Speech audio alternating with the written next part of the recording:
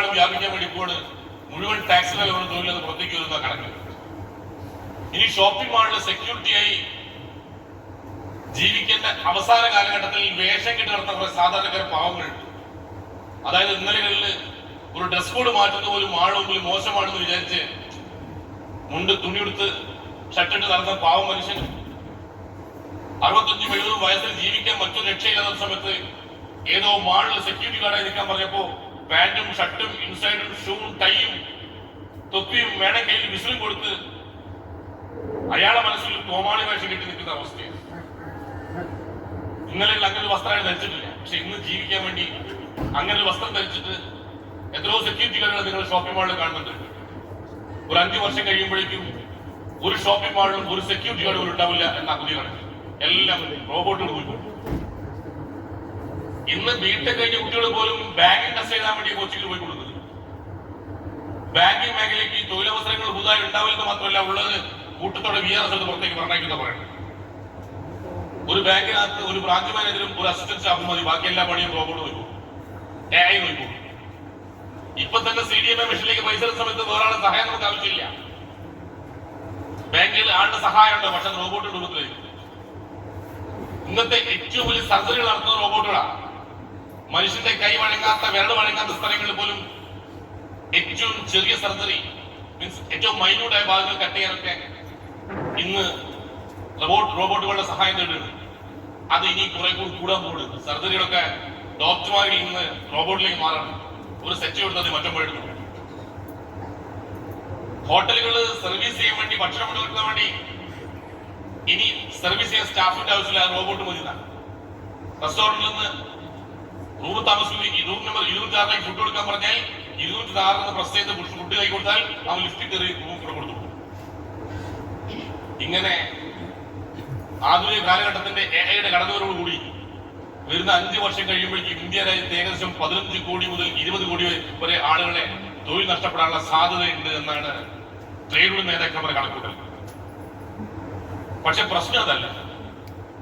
ഇതിനെ എങ്ങനെ എതിർക്കണം എന്നതിനെ കുറിച്ചാണ് 1.5 ദിവസം ചർച്ച.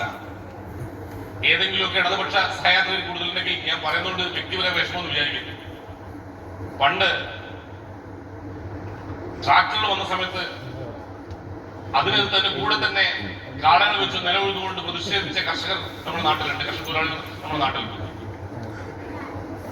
ഒരു കമ്പ്യൂട്ടർ വന്നാൽ 8 പേരെ തൊഴിൽ നഷ്ടപ്പെടും എന്ന് പറഞ്ഞ് കമ്പ്യൂട്ടർ എതിർത്തൊരു കാലഘട്ടമുണ്ട്. ആ കാലഘട്ടത്തിൽ ആ സമരം ഒരുപക്ഷെ ശരിയായിരിക്കാം. പക്ഷെ ഇന്ന് ആ സമരത്തിന്റെ പേരിൽ ഒരുപാട് പുച്ഛിക്കപ്പെടുകയും പരിഹസിക്കപ്പെടുകയും ചെയ്യും. നിങ്ങളല്ലേ അത് കമ്പ്യൂട്ടർ എതിർത്ത് നിങ്ങളുടെ AK അതിനല്ലേ എന്ന് ചോദിക്കുമ്പോഴത് വിഷമമുണ്ടല്ലോ. നിങ്ങൾ ഇതല്ലേ അത് തൊഴിലുറപ്പിനെ ട്രാക്കർ എതിർത്ത് ഇപ്പോ കർഷകർ പാടശേഖര സമിതി ഉണ്ടാക്കിയിട്ട് അതല്ലേ വായിക്കുന്നത്. എവിടെ കാളെ കിട്ടുന്ന തൊഴിലാളികൾ ചോദിച്ചാൽ ഇല്ല. ആ കാലഘട്ടത്തിൽ ആ സമരം ഒരുപക്ഷെ ശരിയായിരിക്കാം. പക്ഷെ ഇന്ന് അതിന് പേരിൽ പരിഹസിക്കപ്പെടുന്നു. അതുകൊണ്ട് 3ാമതൊരു അവസരം വന്നതാണ് AIക്കെതിരായി സമരം ചെയ്യണോ വേണ്ടയോ എന്നുള്ളതിനെ കുറിച്ച് വ്യക്തമായ തീരുമാനത്തില്ലെങ്കിൽ വീണ്ടും അപഹസിക്കപ്പെടുന്ന സാധ്യതയുണ്ട്. ഇതാ പ്രശ്നം. 1.5 ദിവസം ചർച്ച ചെയ്ത ശേഷം എടുത്ത തീരുമാനം റോബോട്ടുകൾ കടന്നുവരവിനെ തടയേണ്ടതില്ല. കാരണം തടഞ്ഞിട്ട് കാര്യമില്ല.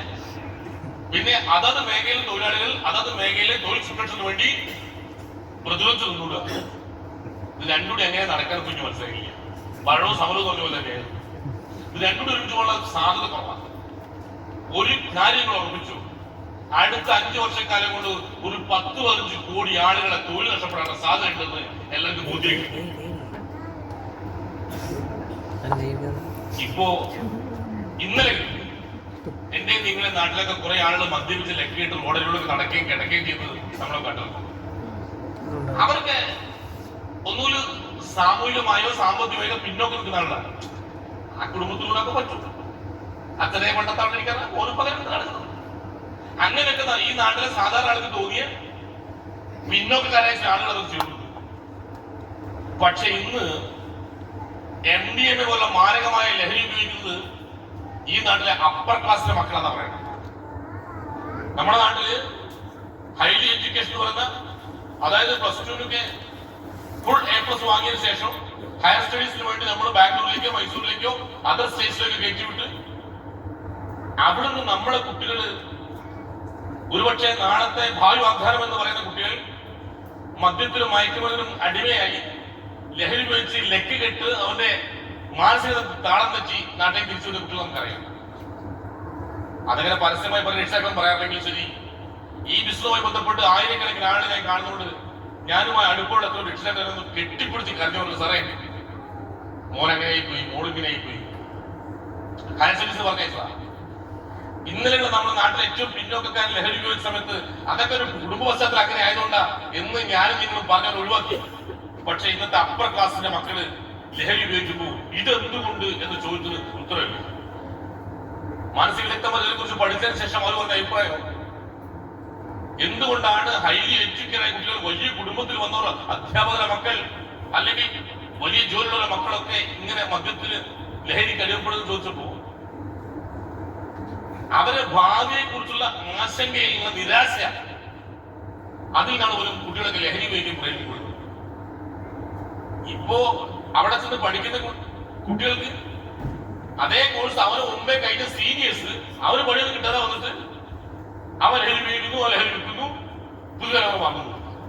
അപ്പൊ എനിക്ക് മുമ്പേ കോഴ്സിന് പണിയൊന്നുമില്ല, ഭാവി ശോഭനമല്ല എന്നുള്ള നിരാശയിൽ നിന്നാണ് പോലും യുവജനത ഇന്ന് ലഹരിയിലേക്ക് തള്ളപ്പെടുമെന്ന് പറയുന്നത്. അതുകൊണ്ട് തന്നെ കേരള ഗവൺമെന്റിനെ സംബന്ധിച്ച് എന്തുകൊണ്ടാണ് യുവതലമുറ ലഹരിയിലേക്ക് പോകുന്നത് ചോദിച്ചത് കൃത്യമായി ഉത്തരം കിട്ടി. കുട്ടിക്ക് സ്വന്തം ഭാവി വലിയ പ്രതീക്ഷയൊന്നുമില്ല, നിരാശയാണ്. അവന് എത്ര വലിയ വിദ്യാഭ്യാസം കിട്ടിയെന്ന് അവൻ ആഗ്രഹിച്ച് തൊഴിലുണ്ടാക്കി.